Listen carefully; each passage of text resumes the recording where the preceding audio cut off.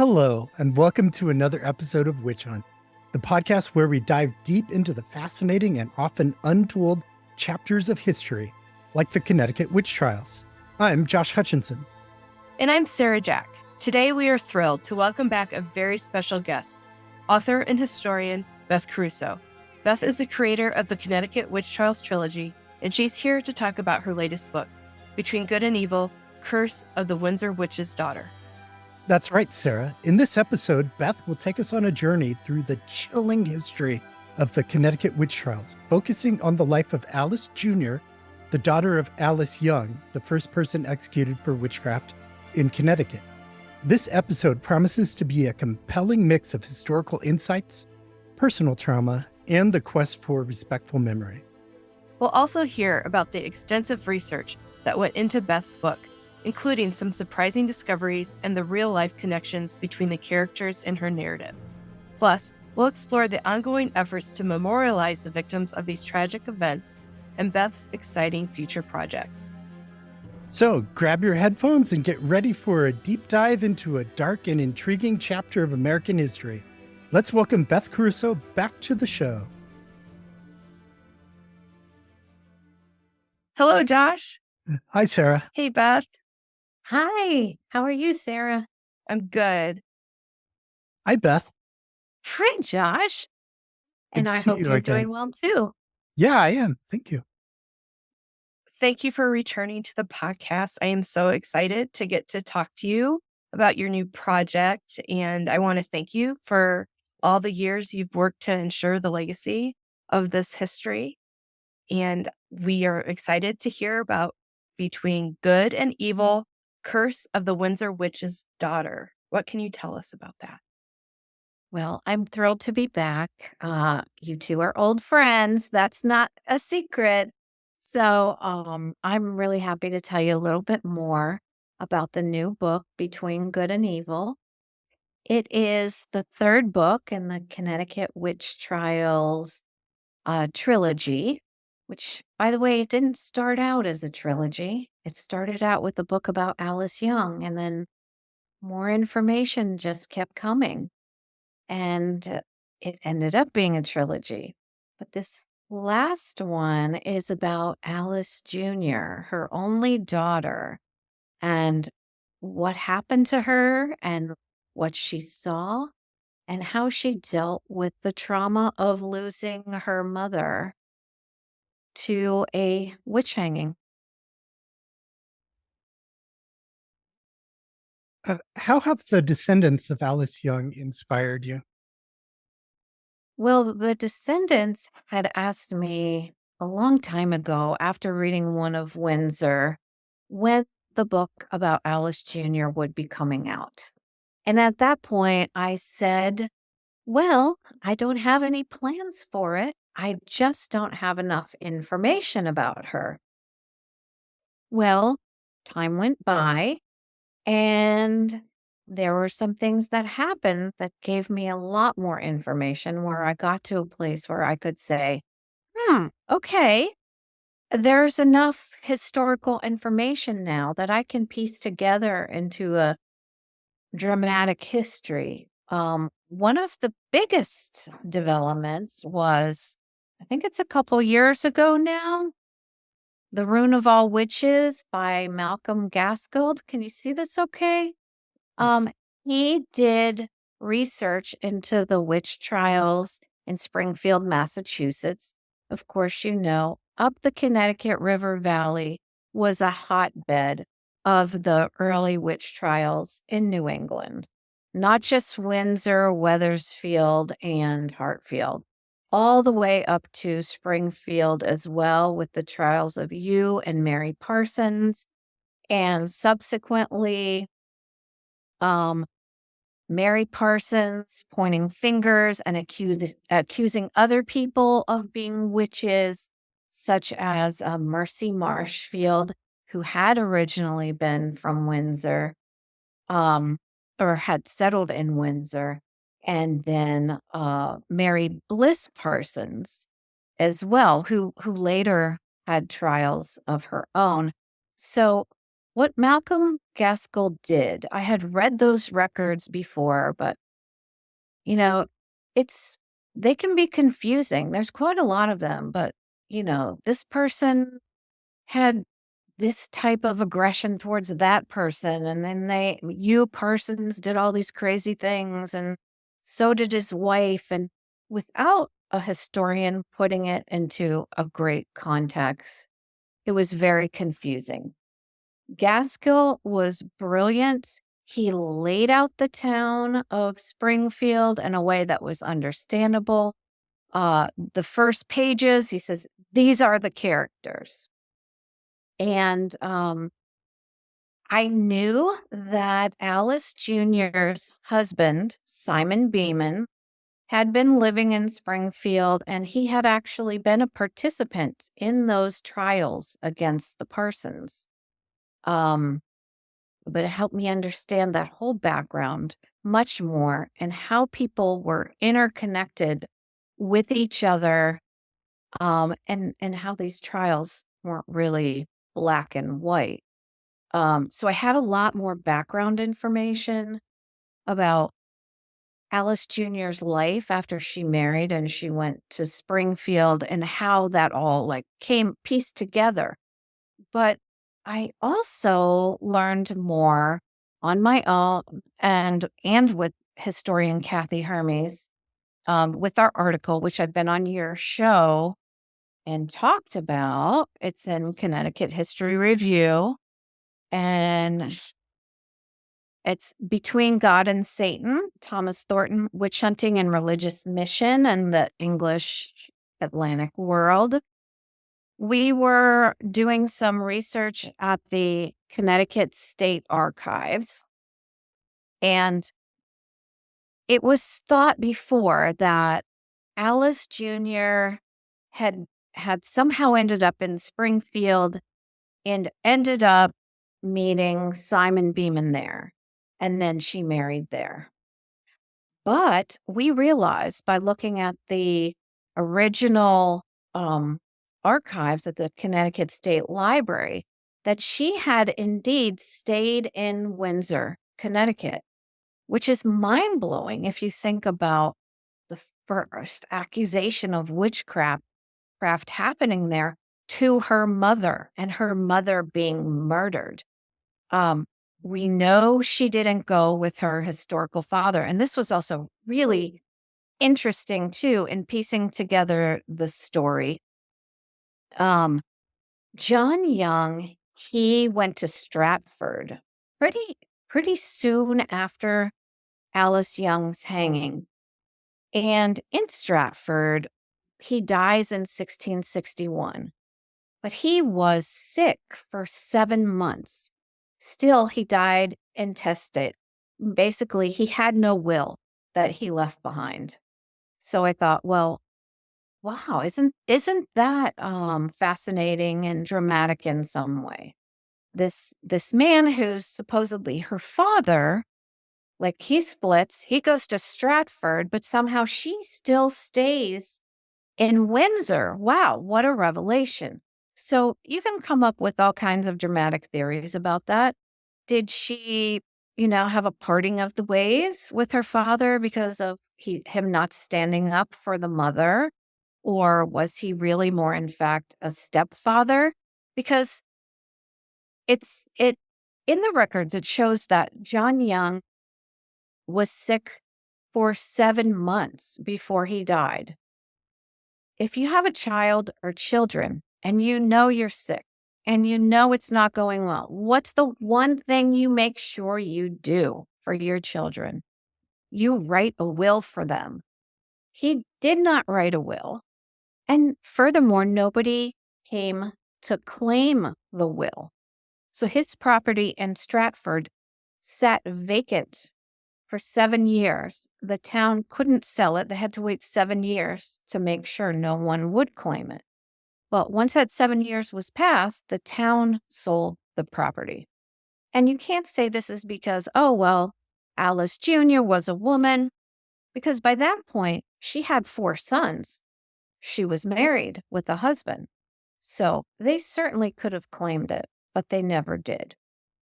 So I thought all those pieces together were pretty interesting.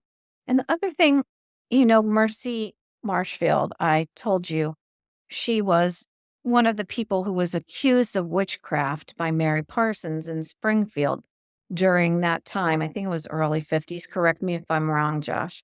Um, but Mercy Marshfield had a daughter, Sarah, Sarah Miller. She married a man named Thomas Miller in Springfield. But they had been in Windsor. They would have been in Windsor for Alice Young's accusations and everything leading up to her hanging. So Sarah, Mercy Marshfield's daughter, ends up being the next door neighbor of Alice Young Jr. And this is again due to the work of Gaskill. They're right next door to each other. Their two husbands work for William Pynchon, who's the head of the colony. Both of their mothers get accused of witchcraft. So I thought, oh my gosh, they have to be tight. They're both from Windsor. They have this unique common thing. Both their husbands know each other. They're working for Pynchon. On top of that, they have lots of children, both of them. They both have like a dozen children.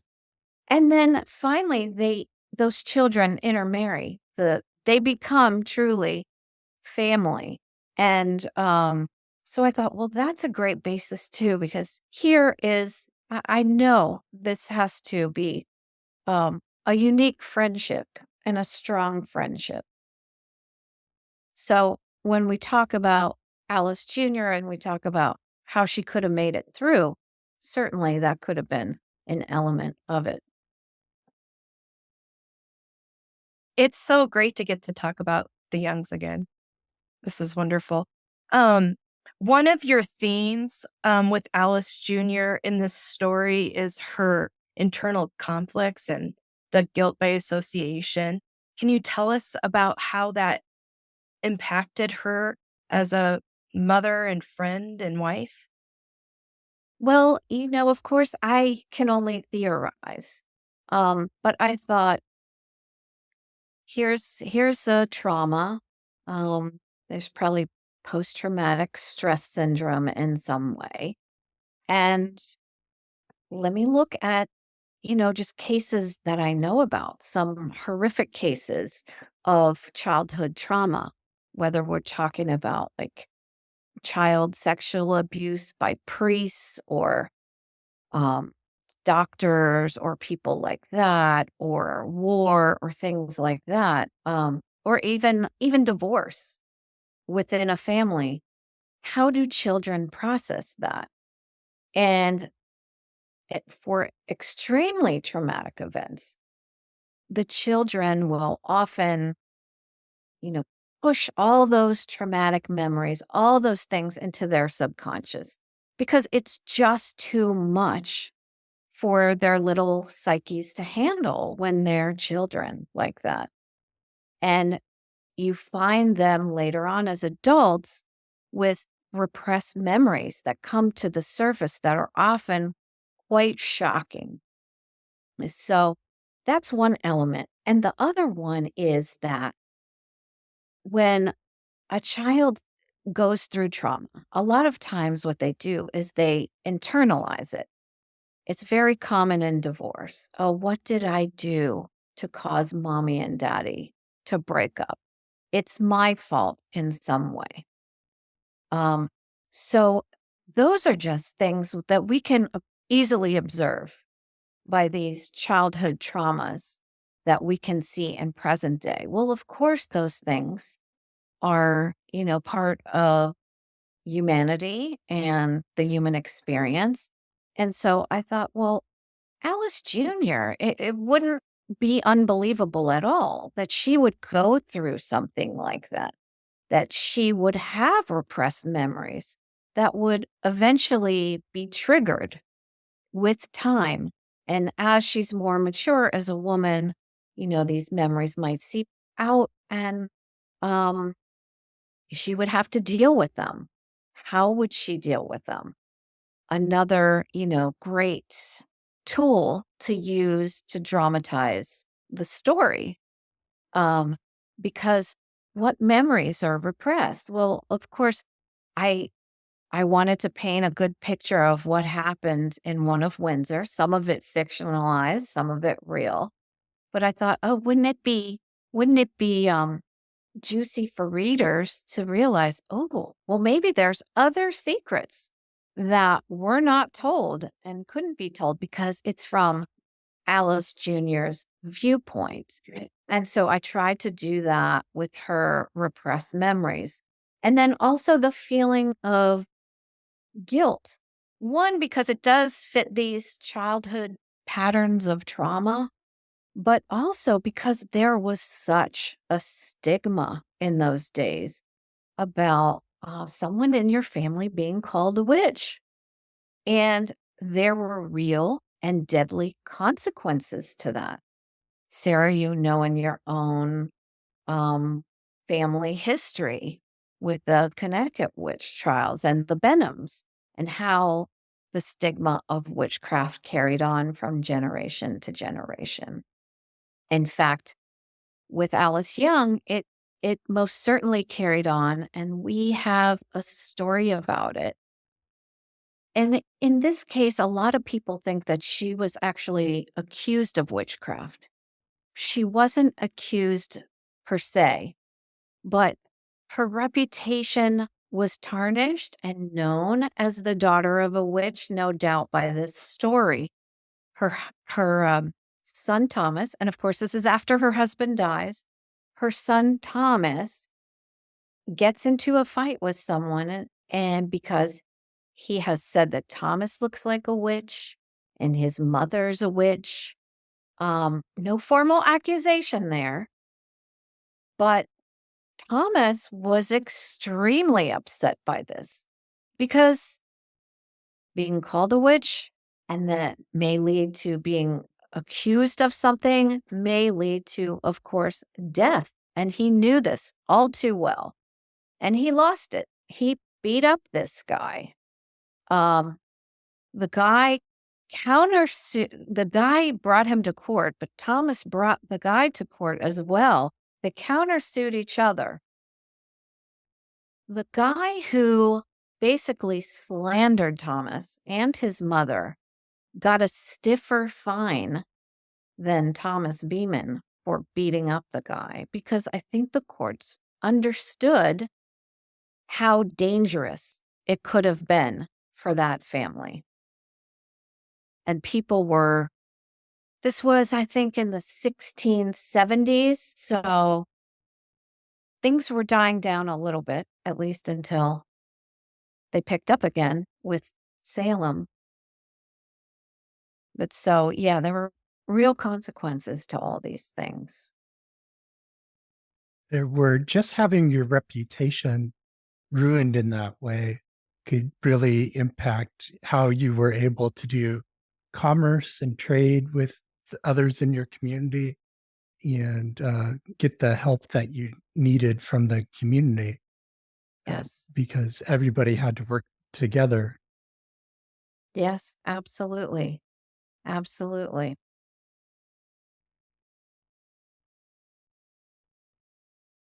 It wasn't, always black and white, though. And that's what's so interesting about this story. As I said before, the man that Alice Jr. marries has been an active participant in the Hugh and Mary Parsons trials. He shares his stories. He truly believes that Hugh Parsons is a witch. And so, how ironic that, just a couple years later, basically, he meets Alice Jr. and marries her. And in a way, I see him standing up for her with the timing of that marriage. The interesting thing about Alice Jr. being in town in Windsor in 1654 was that Windsor's second witch trial victim Lydia Gilbert was being accused of witchcraft. So it just so happens that only about 2 weeks after Lydia Gilbert's conviction is when Simon Beeman marries Alice Young Jr., and then she's out of town.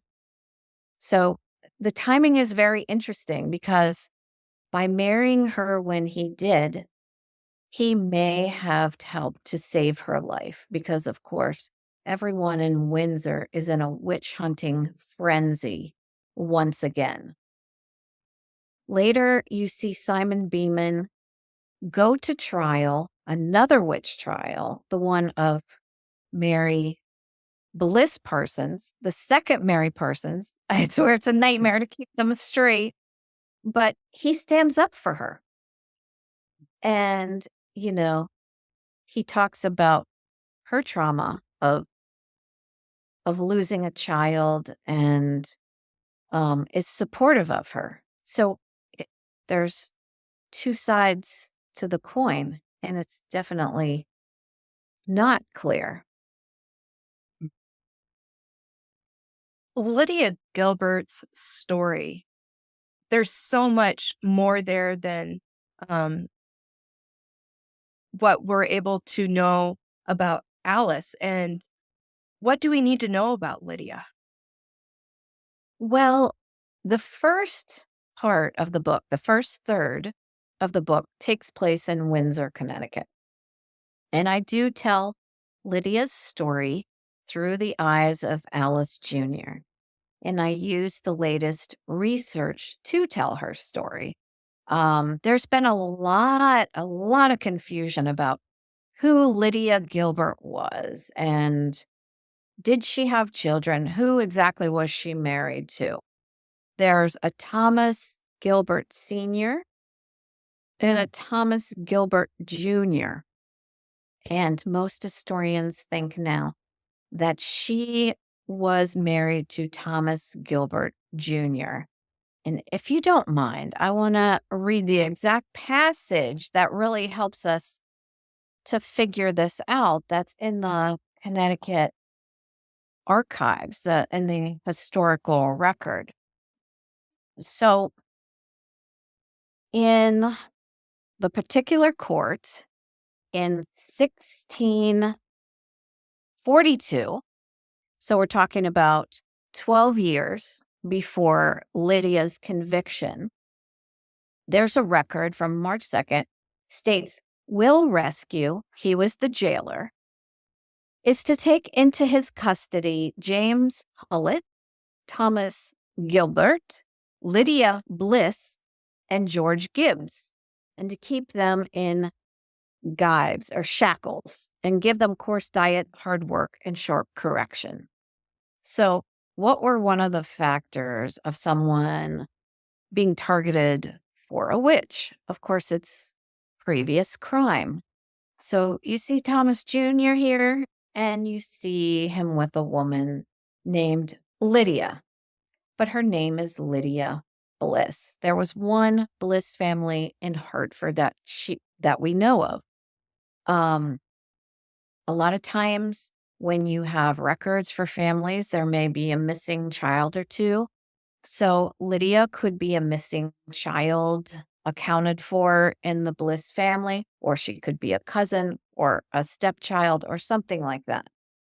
But in any case, most historians think that because of this record and because we know that Thomas Jr. bought land in Windsor, that this is the Lydia Gilbert we're talking about, the wife of Thomas Jr., not Sr. So Thomas Jr., and there's more evidence to show that this is probably the case, although we can't say this for 100% sure. Thomas Gilbert went to Springfield as well, right after Lydia's hanging. We find him marrying into the Bliss family again in Springfield in 1655. He married a woman by the name of, I forget her first name right at this second, but her maiden name was Chapin, and she married a Samuel Bliss. He was the brother of Mary Bliss Parsons. And so Lydia Bliss could have been the sister of both of them. Lydia Bliss could have been the sister of both of them. And so this suggests, more family connection. The other thing was, a lot of us don't think that Lydia had any children. For those who think they are descended from her, please don't hate me. But I really don't think she had children. And I think this is one of the reasons why she may have been targeted. So some people say, well, no, there's children there, because when Thomas Jr. dies in Springfield in 1662, in his will, he mentions the Chapin children. He mentions the children that he had in the marriage in Springfield, but he also mentions a previous family of 4 children. That would have been referring to his wife's previous marriage to Samuel Bliss. It wouldn't have been any children with Lydia. There are no records for children for Lydia. And those children being married to a Lydia Bliss would have already been family to him. So there was a combined family there in Springfield already. So this is all very interesting. And Malcolm Gaskill, again, his research was so phenomenal. He spent so much time talking about the witch accusations for Mary Bliss Parsons and Mary Lewis Parsons, as their peculiar behavior related to grief and loss of a child. And in those days, fertility was everything for women. They were told by the patriarchy it was important for them.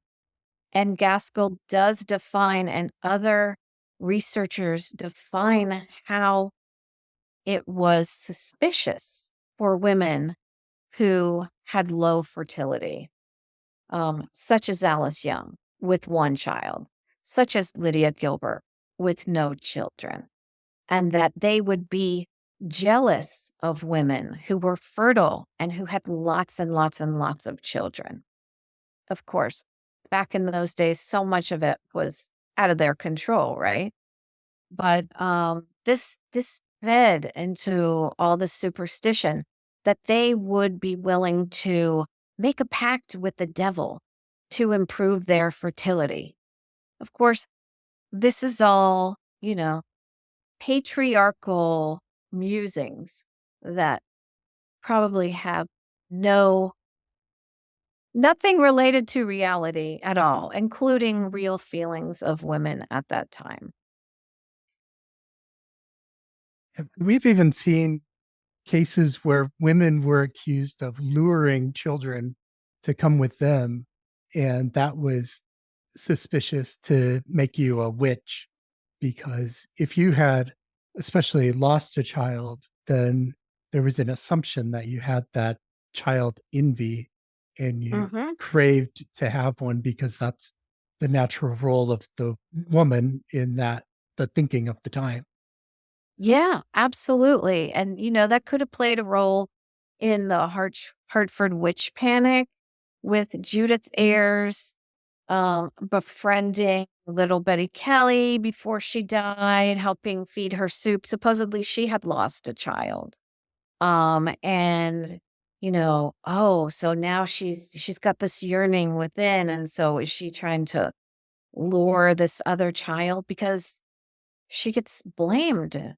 Judith Ayers gets blamed for this child's death. You can see how it all feeds into this story.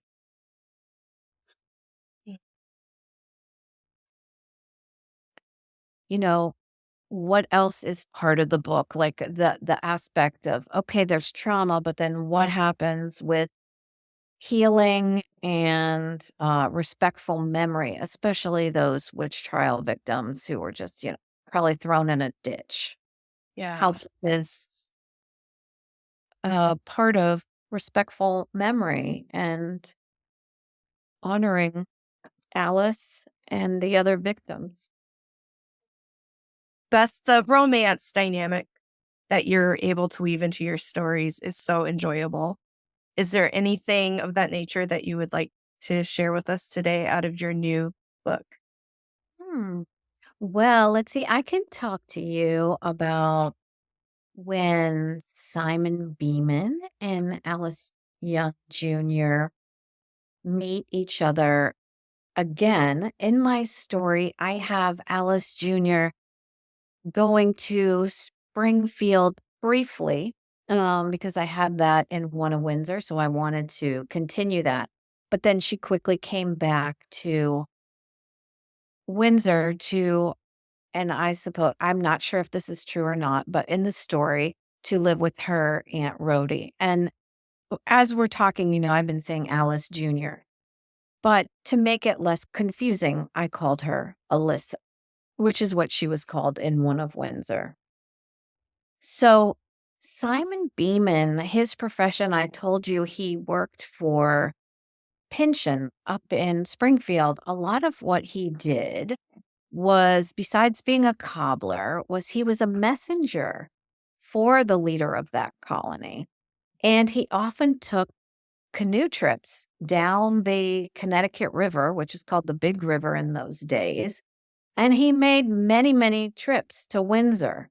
So even if they didn't know each other before, like I have in my story, even if it was different in real life, Simon Beeman was often in Windsor canoeing down the river and exchanging goods, sending messages from William Pynchon to the people of Windsor, and probably going down further down the big river to share news with the Connecticut leaders in Hartford as well.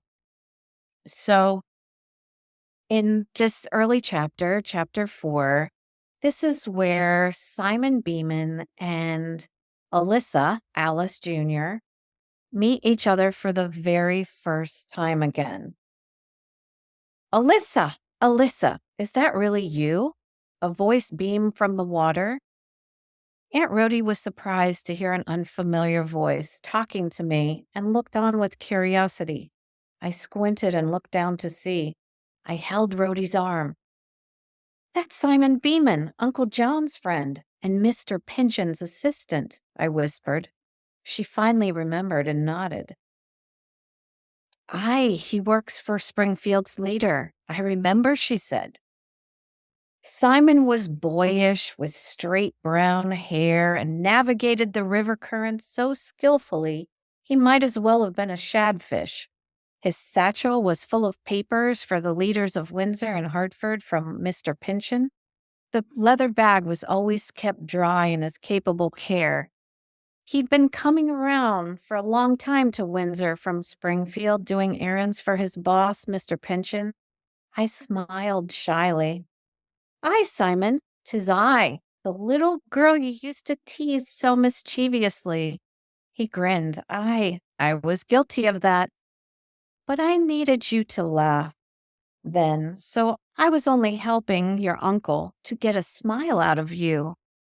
It wasn't so bad, was it? No, well, I suppose it wasn't, I grinned.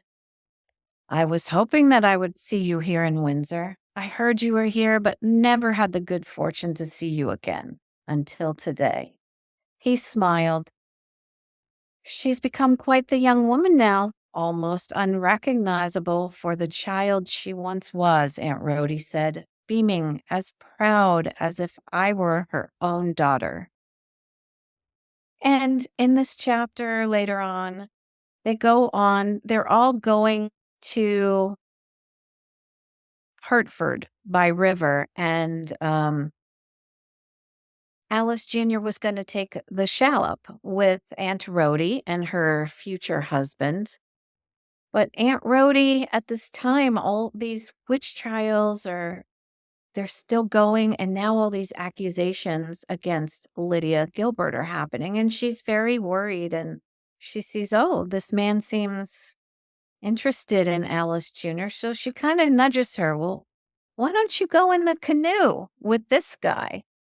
And in this chapter, they have a lovely time, and they get to know each other, and they truly do love each other, and they have, as I said, about a dozen children together, and he's the one of the main parts of her healing, along with her friendship, and each of her children is a part of her healing too.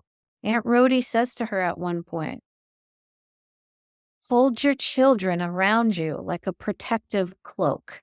Again, this is the idea that women who have few children or no children are very vulnerable. Have many, many children with your husband. And indeed, having those children and having a male child in Thomas Beeman at the time that, this slander happens in the 1670s, even though her husband is not around anymore, her son is standing up for her. So having these male children is another form of protection. The healing element in your book is another one of those important threads, as you just mentioned. And I remember, just really reflecting on his excitement and support of her when she has her first, they have their first child coming. And then as their story unfolds, you see how the family was a strength to her, through the very difficult things that come along. Absolutely. In those days, she couldn't go to therapy. Um, they had no name for post-traumatic stress syndrome. And so I thought, well, back in those days, how would she have healed? Of course, healing is always possible and to some degree, even without the level of knowledge we have about psychology today. And what would have been those traditional ways? And I really wanted to show those. As I mentioned, her husband seems to be, a good guy. After he meets her, he's sticking up for others who have been accused of witchcraft.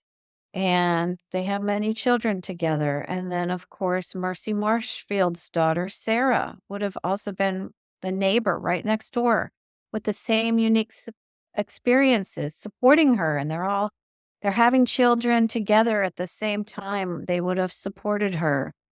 Um, but the other part of this is, I think, that she comes to terms with what happened as she remembers and understands how she can heal by remembering her mother in a way that's not the witch. She can remember her as a child remembers their mother fondly. Anyway, children who do have a good relationship with their mother. And those respectful memories are not just for those who have passed on, they are for us to heal us from the grief, especially if it's been a traumatic grief and someone hasn't been buried properly, like a witch trial victim who has just been thrown in a ditch unceremoniously. So for this reason, I have an English ballad that I put in the book, and its theme is very much about respectful memory. This is a very common thread throughout all humanity, how we treat our dead, how we remember our dead, especially those that were wronged at some point. And last year, we all did the journey together through the Connecticut General Assembly to get recognition for Connecticut's witch trial victims. This was also a form of respectful memory, trying to educate the public about who these women really were. Um, Josh recently pointed out at several witch memorials throughout the world, there have been signs like just people, just ordinary people, um, to help like get the respectful memory on track and correct the assumptions and the reasons for the tarnished reputations, the propaganda against these people when they were alive. So anyway, this is a big part of the story as well, and it's the perfect thing to wrap up this trilogy. Yes. And you've been studying the history of the Connecticut Witch Trials and educating people about it through your books and talks for a number of years now. And I know you're continuing to do that in many ways. We just had the anniversary episode of the Connecticut Witch Trial Exoneration Project, but the exoneration isn't the end of the work. So, what's next? Well, what we're all working on right now is we're discussing, we have a whole group of people in Connecticut, outside of Connecticut, carrying on this whole theme of respectful memory. We would like there to be a memorial for Connecticut's witch trial victims. In addition to that, there is really a void in telling this history in Connecticut. I mean, it's one thing for myself and others to come up with a few novels. That does help. But, there are, of course, fictional aspects to these. Um, and we would love for people to know the full history, the accurate history, how it was a major, important part of the whole witch trial saga in New England, how Connecticut was the first, how we had the first witch panic, how these ideas got promoted and spread. And we would like more people to know about that. So we're also working with others in Connecticut, institutions and museums, stakeholders who are involved in public history to talk about ways that this history, the real history, not the propaganda, can be shared um, through different venues using the archives that we do have in Connecticut.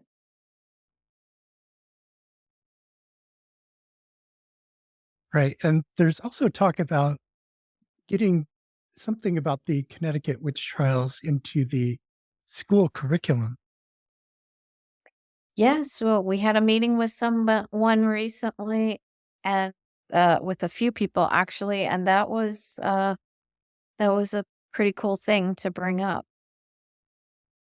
We're at the beginning stages, but the work is not done, and of course, this is all this is all pertinent to people who are persecuted today as witches, both symbolic types of finger pointing as well as real witch hunts. I posted today on CT Witch Memorial Facebook page an article about how exonerations, modern day exonerations of countries' past witch trial victims can have an effect on witch hunts that are still happening in many parts of the world.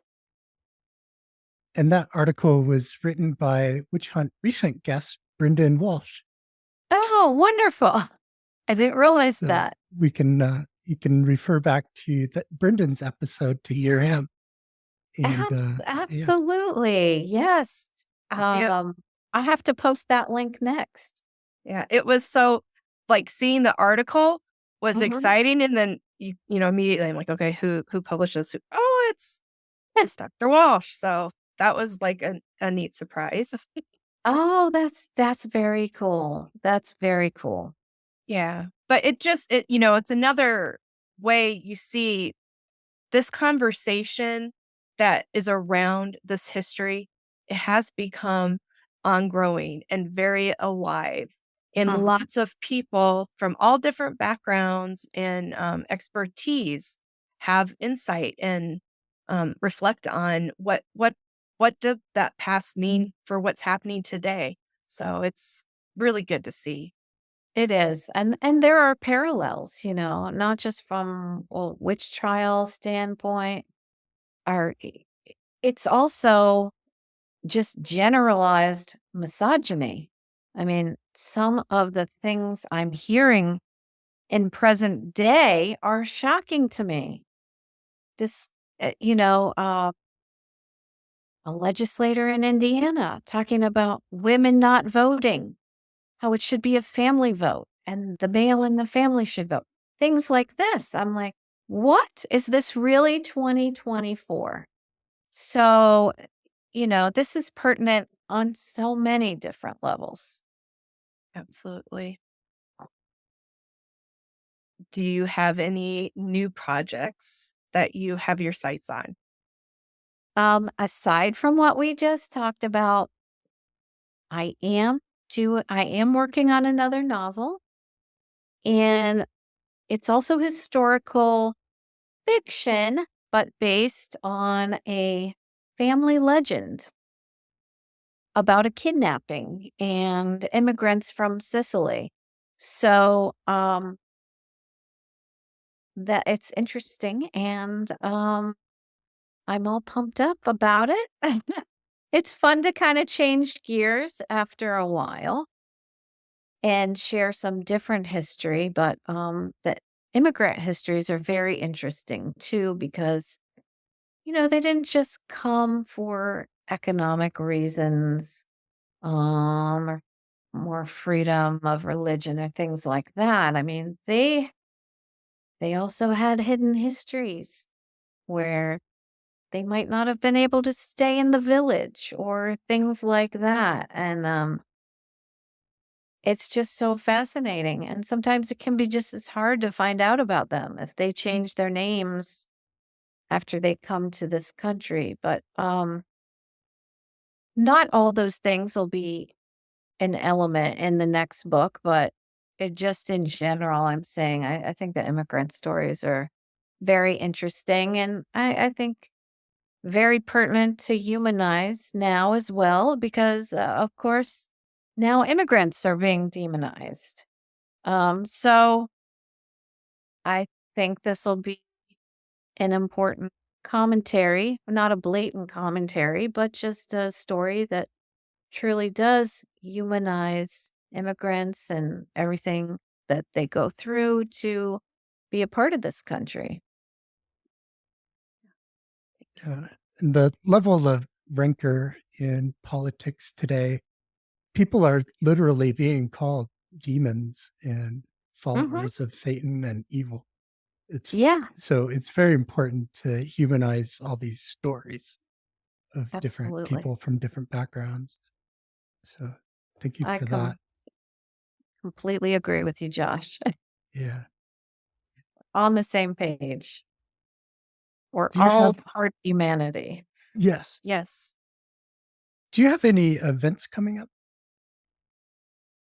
There is there's a fair called Made in Connecticut. I am going to be there sharing the books and connecting with people.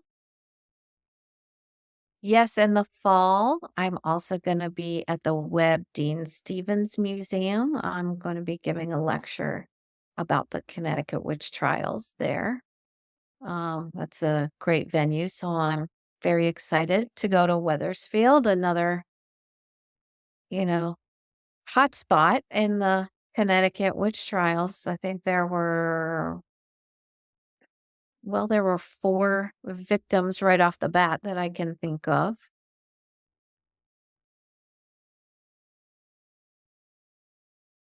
And where can people go to learn about your events and your books? I have a website. It's called oneofwindsor.com. And I have links to each book that tell you a little more about each book. I have links to events. I also have a cool link to media. I have been fortunate enough to be invited to be on things like Rhode Island public television. I have a clip from that. I have a clip from some news stations here in Connecticut. I have clips from the Witch Hunt podcast. A couple of there's one episode on there now, but I'm building up the site some more, so there will be more of your episodes that will be linked there. I have a research page if you want to learn more about the research that I did with Kathy Hermes that really went quite in depth about the Alice Young case, as well as a man named Thomas Thornton, her next door neighbor, who curiously ends up knowing so many people from the Salem witch trials and is in Salem at that time, hobnobbing with the Mathers and people like that. So we did a pretty in-depth research article about that. So that is there on the site, and I add events to it all the time. I add media to it all the time. I can't wait to post this podcast on it. So yeah, please visit the site, and gosh, I thank you guys so much for everything you've done to bring light to this Connecticut history. I think you've done an enormous amount to get the word out, and I appreciate that so much. Thank you Thank so much. you.